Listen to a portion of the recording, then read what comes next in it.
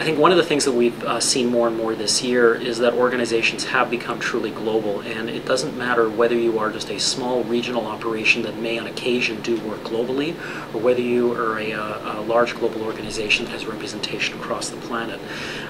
What these organizations are recognizing is that their leaders have to become very effective at adapting their approach to leadership, how they govern their organizations, how they deal with their customers, not so much from their own national perspective, but truly understanding what it means to lead in other parts of the world, which means that organizations are placing an increasing focus on developing truly global leaders, understanding that although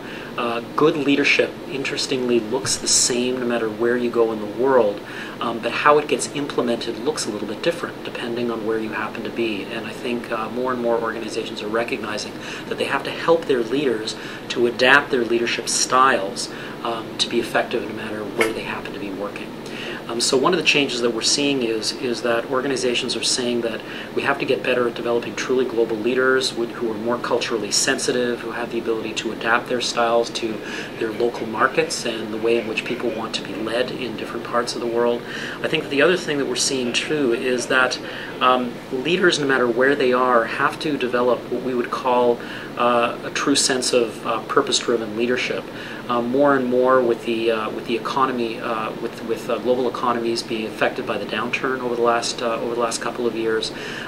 increasingly organizations are facing what we would call unpredictable but high impact events.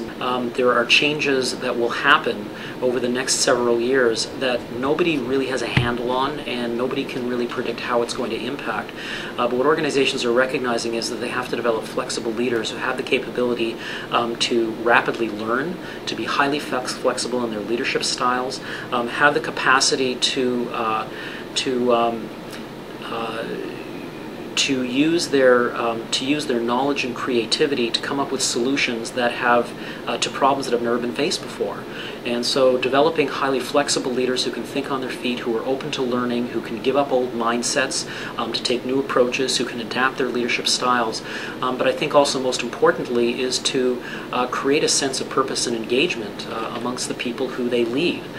People are recognizing increasingly that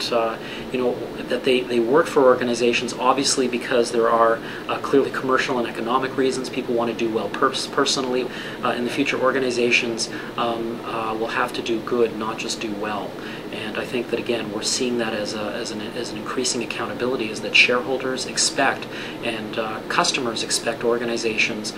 to not only to provide that good return to shareholders and to be commercially and fiscally responsible, but also to be able to play a positive role in the community in which they operate, and also to have a positive impact in the world at large. So more and more, I think organizations are recognizing they have to develop broader leaders who both, sort of know how to execute and deliver high quality results, but at the same time are able to create a sense of purpose, have a broader perspective on the